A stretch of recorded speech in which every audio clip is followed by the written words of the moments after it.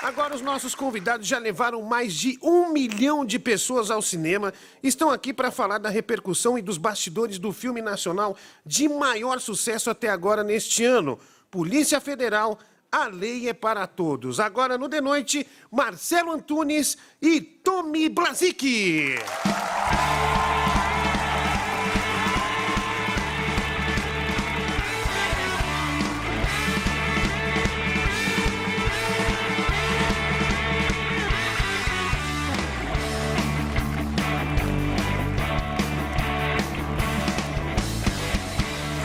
Muito bom, olha aí.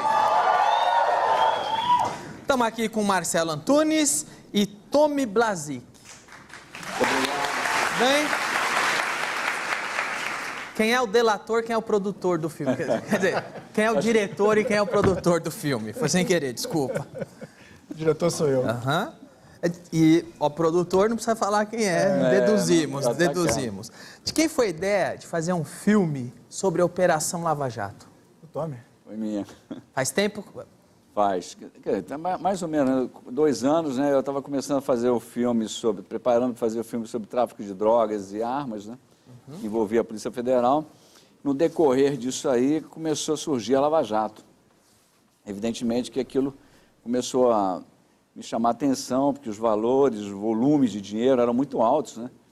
E a corrupção, quer dizer, é uma coisa que, na minha opinião, ela tinha que ser contada ao público para a gente tentar fazer com que a sociedade possa refletir com relação a toda essa sociedade. Muito se fala Lava Jato, Lava Jato, Lava Jato, mas os pormenores da história ninguém conhece, né? Quem vê o filme vai conhecer. Exatamente. Sim, Marcelo essa é a pode ideia. falar. A ideia é essa, trazer um pouco dos bastidores, né? Mostrar um pouquinho o que acontece antes de parar nos jornais, né? Os jornais mostram depois que prende, depois que solta, quando vem denúncia, a gente mostra o que acontece antes, colocar o público no lugar dos investigadores para poder chegar aos fatos. Qual o gênero? Policial? É um thriller. É um thriller. Thriller policial. Um thriller policial. Na verdade, todo mundo, o nome Lava Jato, todo mundo sabe, mas como começou, ninguém sabe. É a origem da Lava Jato, é o prequel. Exatamente. Vocês precisaram pedir autorização para a polícia para contar a história? Sim. Eu tive que pedir autorização, até porque a gente usa a logomarca da Polícia Federal, né? A logomarca real, né? Enfim, a gente fez ali, eu fiz um acordo no sentido de poder utilizar esses recursos da Polícia Federal, conversar com os delegados, todos coordenadores da Lava Jato, o Ministério Público Federal também, enfim, o doutor Sérgio Moro, para que a gente pudesse ter um pouquinho desse laboratório, todos os acontecimentos. Tinha uma equipe atrás de pesquisadores, roteiristas, que ele estava coordenando, né? Nesse momento, para poder fazer a história, contar essa história, mas eu precisava montar toda essa infraestrutura atrás de como eles terem acesso a tudo isso. Né? Todos autorizaram de boa, não teve nenhum que falou, eu não quero. A gente não retrata, na verdade, individualmente ninguém, né, dos investigadores. A gente coletou todas as histórias que a gente conseguiu. Depois a gente criou personagens fictícios. Histórias públicas. Histórias públicas, né, que estão aí no jornal, né? A gente não teve acesso a nada sigiloso. O que a gente teve, na verdade, foi um pouco essas histórias de bastidor, entendeu? Que não estão no jornal. Vocês tiveram histórias públicas, mais relatos de bastidores. Exatamente, relatos de bastidor. O Moro aparece no filme? Aparece. Quem faz o papel do Sérgio Moro? Marcelo Serrado. Marcelo Serrado. Ficou parecido? Dizem que sim. É? Dizem que ficou bem parecido. Vamos ver o trailer, cadê? Polícia Federal!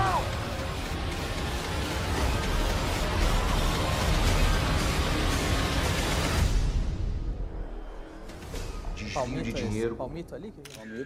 corrupção, propina, formação de quadrilha, evasão de divisas.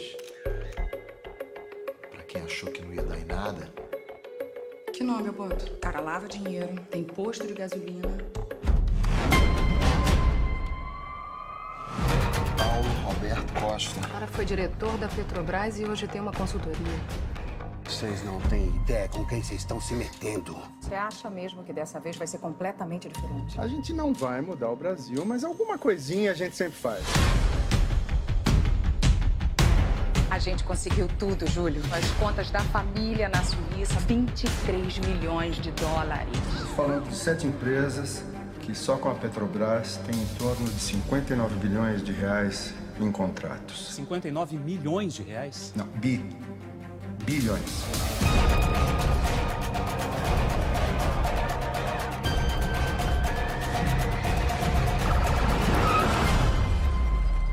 Veja bem, o Planalto sabia de tudo. Muito bem, olha. Parabéns, Danilo. Vi que você fez uma pequena participação ali logo no começo. Não vai se catar. Porque aparece vídeo de palmito lá, hoje falando que eu participo do filme. Vai se ferrar. Vai se ferrar. Então tá eu mingau, porque tem cocaína ali também. Olha, o filme foi o recorde de estreia de cinema nacional, não foi isso? Dos filmes nacionais. Foi a maior bilheteria de lançamento do ano. Eu vi ali o Marcelo Serrado, ficou bem parecido com o Moro, né? É. O Moro assistiu o filme. Assistiu. Tem foto dele assistindo aí, cadê? Ele e o Marcelo Bretas, né? Aham, tá ali. Olha lá, não sei se do filme ele gostou, não. Pipoca ele não gosta muito. Você vê que ele não tá muito afim. Eles expressaram o que acharam do filme ou foi sigiloso? Eles são muito reservados. São reservados. Eles nem falaram se gostaram ou não. A gente viu ao longo do filme, respeitar isso aí também, a gente já sabe. Claro, mas eles falaram alguma coisa? Não, assim, a gente olhando um pouco da fisionomia, a sensação é que gostaram, né? Mas não dá Eles são muito reservados. Né? Então a gente não faz essa pergunta por delicadeza, né? O Moro, em nenhum momento, chegou e falou, pô, eu sou mais bonito que o Serrado. Devia ser o Tom Cruise meu papel e tal, né? Em nenhum momento. Vocês usam os nomes reais? Sim. Em algumas partes. Na verdade, assim, os investigados, nós usamos os nomes reais porque a gente não juntou nenhum personagem. Mas os protagonistas, nós juntamos vários delegados e agentes que estão na investigação, nós juntamos em alguns protagonistas. Então aí a gente mudou o nome. Uma questão que não dava para retratar todo mundo, né? Mas tem uns vagabundos que foram presos que vocês puseram o nome de verdade. Tem. Mas você não tem como contar essa história com muita gente envolvida, o público não ia entender se botasse nomes diferentes. Óbvio. Mas até que ponto dá? Mas dá problema ou não? Um pouco. Mas é meio xarope isso aí, porque vocês estão contando uma história real. A história real, o cara é condenado, o cara é criminoso, o que tem? Então, mas você, da mesma forma que isso está acontecendo, você pode observar. Os procuradores não são atacados, os juízes não é atacado, os delegados não são atacados, você acha que eu não vou ser atacado? É evidente. O filme é atacado por isso o tempo todo. Aliás, vocês receberam alguma ameaça? Porque tem um monte de vagabundo aí sendo preso, alguns até foram presos, depois foram soltos, vão ser presos de novo, tomara, mas...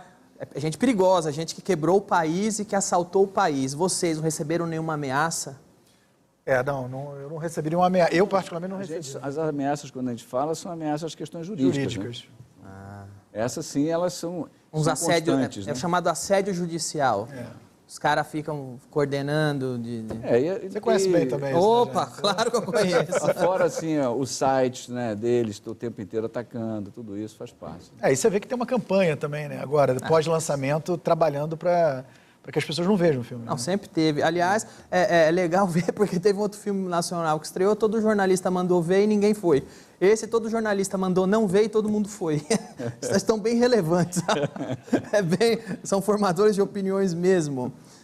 Até que ponto da operação o filme cobre? Porque a Operação Lava Jato está em andamento ainda. A gente começou a escrever o roteiro em abril do ano passado. A gente começou a pesquisa antes, mas o roteiro a gente começou a escrever a partir de abril. Então a gente decidiu que a gente ia até o mais próximo possível daquela data, a gente achou que devia ir até março do ano passado, que é aquele momento da condição coercitiva do Lula, a liberação do sigilo dos áudios, né, entre Lula e Dilma. A gente vai até esse momento nesse primeiro filme. Pelo menos no filme o Lula vai preso ou não? Não. Sem spoiler. Não, a gente repete muito da realidade assim, do que acontece. Será que tem final feliz o filme? Vem cá, alguma coisa mudou no roteiro enquanto vocês estavam escrevendo, porque a realidade mudou, porque a operação teve um desdobramento diferente do que estava escrito? Isso, na verdade, em relação ao Lula já foi um caso, né? Porque quando a gente começou a escrever, começou a pesquar, né, que foi em janeiro do ano passado, o Tommy até antes, na verdade, o Lula não estava ainda como foco ainda da operação, né? Não tinha ainda ganhado essa força em cima da investigação dele. E aí a gente ia até basicamente Marcelo Odebrecht, por aí. Quando houve a condição coercitiva, a gente não tinha como deixar isso de fora da investigação, né, do filme. É muito forte, né? É um momento que dividiu o país, né? Que criou-se a grande polarização no público. Então a gente trouxe isso para dentro. Mas foi só isso. O resto que aconteceu, a gente decidiu segurar e guardar para o segundo filme. Esse momento são uma parte... Nós tivemos também porque tinha um livro, né? Que nós compramos os direitos do livro, que é o livro também ia até essa parte. E ele começou nesse trabalho um pouquinho antes que a gente. Então a gente buscou muita coisa também dali, né? Entendi. Então ajudou a formar tudo isso, né? Que é o mesmo nome, né? Você falou em segunda parte? Segunda parte vai abordar o quê? De lá para cá, desde março do ano passado até os dias de hoje. Então aí passa por delação de Marcelo Odebrecht, passa por JBS, Cabral, Temer, PMDB, né? PSDB, todo mundo. Mais processo aí pro Tony. Como está a repercussão do filme? O público está reagindo bem? Vocês estão É surpreendente para nós. De vez em quando a gente vê relatos de pessoal mandando as pessoas aplaudindo, né? assim, isso é bem bacana. Assim, a gente não esperava esse tipo de reação. Vocês achavam que o pessoal não ia gostar? Não, mas a gente não achava que ia ter uma reação tão forte, né? Mas eu acho que está Foi além da expectativa. Foi, eu acho que as pessoas estão tendo esse momento meio de catarse, assim, né? Usando o filme como um momento de catarse, assim, pra...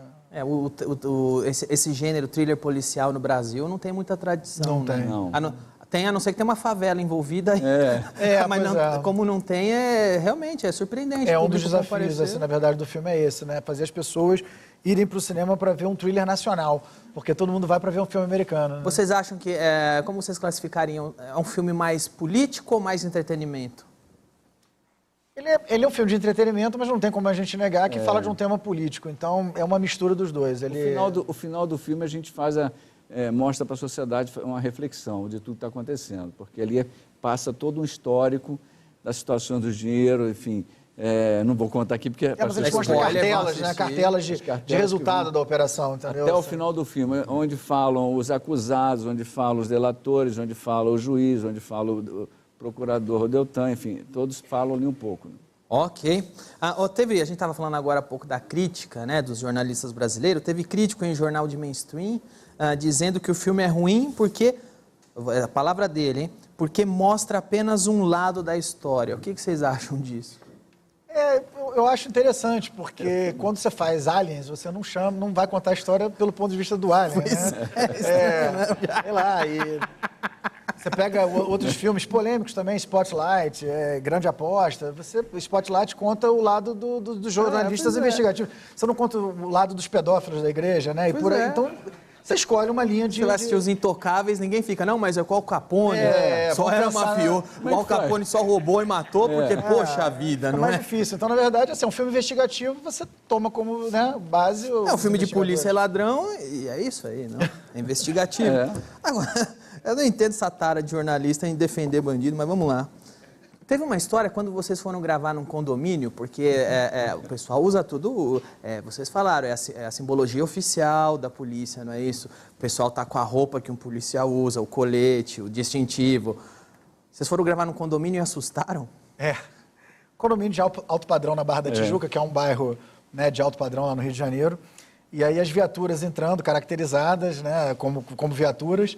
E aí começou a ter uma movimentação dentro do condomínio, condôminos passando, né, perguntando quem é que ia ser preso, pessoas meio que fechando as portas, se escondendo lá dentro. O engraçado é que eu entrei depois separado deles com o meu próprio carro, né, e estava com o nosso uniforme, Polícia Federal ali para todos, a logo, porque estava fazendo trabalho. E aí a portaria foi me identificar, a mulher, a recepcionista falou assim, não é possível, de novo vão pegar mais um aqui. De novo, hein? De novo. Nós passamos por várias situações dessa no filme, na verdade, enquanto estava filmando. Eu quero falar disso, de outras situações e também de uma polêmica que a imprensa fez de quem estaria patrocinando o filme. Vamos falar disso no próximo bloco, não sai daí.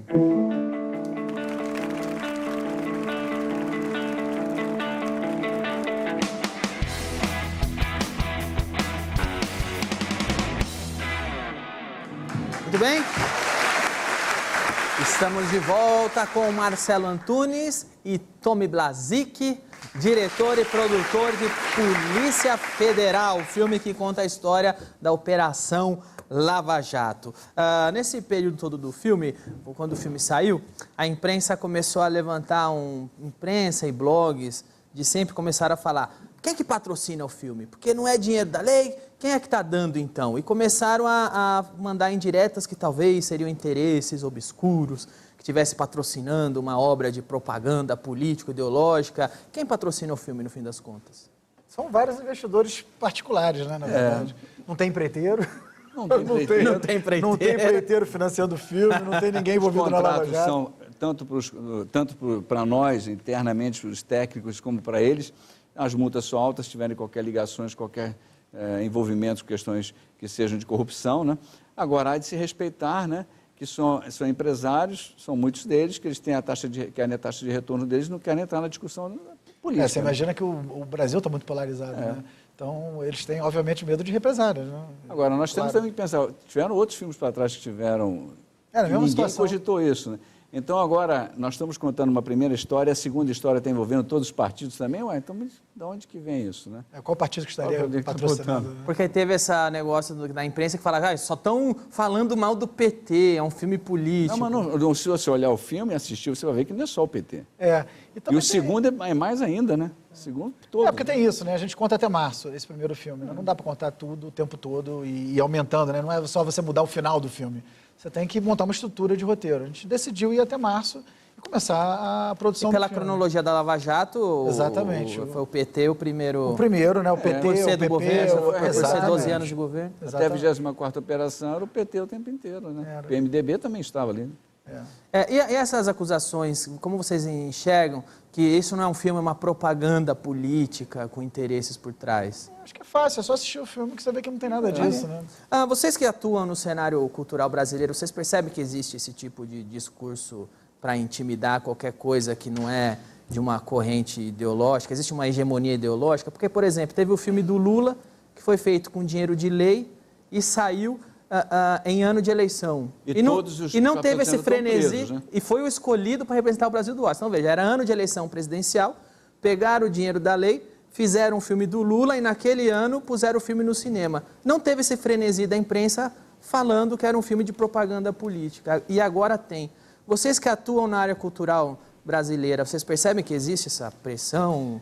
Eu particularmente, assim, eu penso um pouquinho diferente. Eu acho que a gente está vivendo um momento que é pós-ditadura, né? Está muito recente ainda, né? E a gente ainda está indo com um pouco de medo de se expressar politicamente. Eu acho que até isso deu no resultado que deu. Hoje em dia a gente está vivendo um país que vive porque a gente ficou tanto tempo sem falar sobre política, né?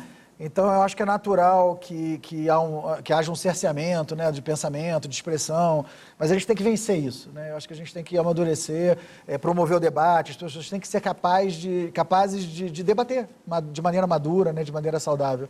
Então, eu acho que ainda é um estágio, mas eu acho que a gente vai evoluir. Você acha que nos anos de ditadura o brasileiro foi tão censurado, teve a presença da censura tão grande que hoje ele se censura, fala, não, vamos falar de governo que não pode? Eu acho que hoje a censura acabou sendo substituída um pouco por um patrulhamento excessivo.